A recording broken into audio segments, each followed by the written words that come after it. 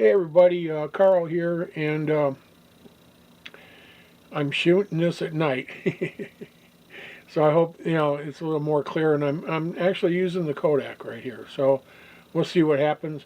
I'm going to put you up on the tripod, and we're going to aim down at the bench anyway, and we're going to separate uh, our last pour, and we'll see if we were successful or not. We might not be. We might have to make a new mold. And I actually want to make another mold because I want to show you another technique where you can you do a two-layer, and it's like a complete mold that way. So all right, let me get you going here. I'll get you up and we'll be looking at the bench.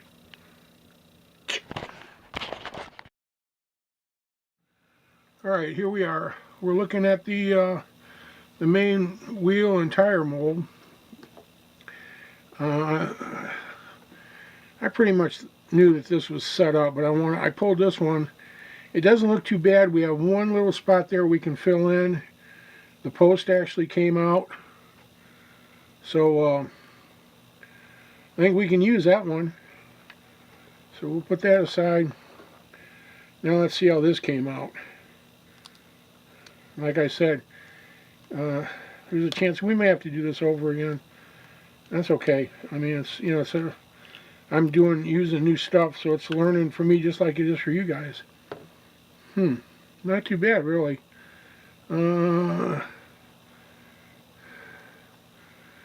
Might have to do a little trimming here and a little work on it, but I think we could use that. It's going to, like I said, clear it up a little bit here and there, clean all this off. We'll take and buff it, use a little bit of pumice, make sure it's all even, and I think she'll work. But let's say we didn't like that, we wanted to do a different one. What would we do? Well, we might want to grab the wheel again, okay? And I got this tape back here so it wouldn't go through the spokes that bad. But I think what we would do is make another impression like that. And I think we're going to use this one here. And I might just cut this stuff down, and we might just put in new stuff and just push that in and get a new impression. And then when it's done, we'll turn this off. And then what I like to do is I like to pour a second top on it. And then when it's done and it hardens, we'll pull that apart. We'll take this out. We'll pack this, and we'll pack part of the top. We'll index them so we know it goes back together right. We'll squeeze them tight, seal them up, and let them sit. And I think we'll have us another nice wheel. So let me get this prepared, and I'll come right back with you then. Okay, guys. Well, you might be wondering, what am I doing here with this old roll of tape? And I got some Vaseline, petroleum oil, petrolatum oil, well, you name it.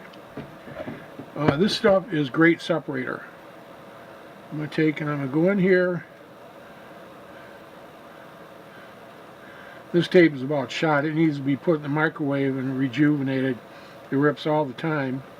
But that's all right. We don't need to do that right now. We don't need it to be tape. We just need it to be a mold. So I'm going to just put it on my bench here. Just rub it all around. Okay. Set that there. Now what I'm going to do, and you can build a little box for these. You can make your molds. You can really, you can get fancy as you want. I'm just doing it right now just to kind of give us a quick example of something that you can do. Let's see. Let me grab a pretty good amount here. Okay, I'm going to make a ball. Then we're going to try to get the same amount of the white stuff.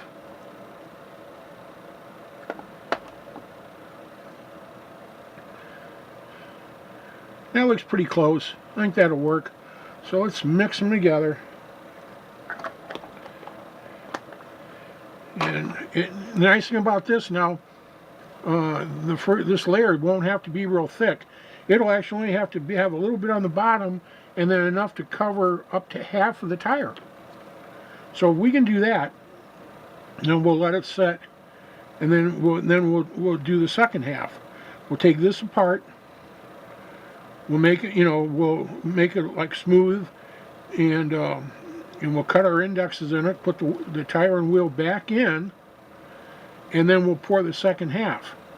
And we'll put Vaseline on the first half to keep it from sticking to the second half. Okay? Okay, so we got that kneaded pretty well. So I'm just going to kind of work it out here a little bit with my hand, my fingers. Put it in here like that, and just kind of push it over.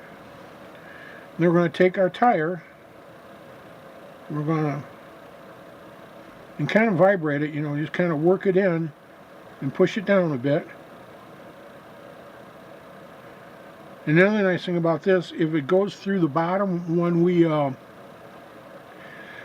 check it after it's set up, we can patch it from the bottom. So no big deal. We just basically want the main thing there. So we're going to leave that set. And when we come back, we'll trim it. We'll pull it, trim it, get everything ready, and we'll get the second half going. And that way we'll have a split mold. And you'll see how I do that. And that's the one trick about split molds, is you have to eliminate the undercuts. In other words, if you're going to pull something this way, it has to be angled that way, or at least flat. If you get it like this and it's undercut, it's not going to come out. So you always have to keep that in mind. You have to keep things kind of level. And if you're making a part where you're going to carve it or piece it together, and that you gotta think that too. You gotta think, okay, I'm making this now so I can pull it out. And that's if you're doing sand molds for casting, if you're doing acrylic or plaster molds to put acrylic in and stuff. All those, you got to think about those undercuts. Okay, we're going to let this sit for a bit, and I'll come back with you in just a bit. Go. Okay, I think we got it. I think it's set up good enough where we might be able to separate it. So I'm gonna pop it out of our mold, and just for kicks. I don't know if it'll stay. It will stick with the grease on it, but let's do that, and let's do that. That'll just help us find our way. Okay, let's see if I can pull this, and if it'll come apart. So far, so good. Let me get that out of the way. Crystal Radio's getting jealous because it's hasn't been on video for a while. Okay, here we go. You know, I probably could have pressed it a lot harder. But at least we have something that'll, it'll kind of look like a tire, I guess. And I'm kind of doing this kind of quick. But there's our mold. So next step will be, we will take these, I'll grease these up a little bit better, and I think we'll do the same thing. We'll take a little bit of the clear JB Weld and make a thin surface on both of them. And then from there, we'll just take a glump of our PC7. We'll push it in there, and then we'll slowly push it and squeeze it. And as we do, it'll ooze out of the crack here.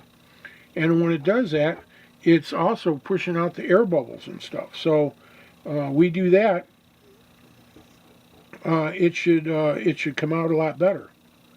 So and then we'll just put a weight on it. We'll have it back in the flask. We'll put a weight on it so it stays that way, and then we're going to have to wait another couple of days. I find this stuff works best if you just let it sit for a couple of days. It gets real nice and hard. I mean, this stuff is good, but you got to be patient with it. So I think I'm gonna end the video here. We have the mold, and then off camera, I'll mix the stuff like we did before. I think you already seen me do that. Maybe you didn't. Well, let me think about it here for a second. Yeah, I think maybe tomorrow night I'll mix the acrylic and I'll show you how we squeeze it out and everything, and then the next night after that.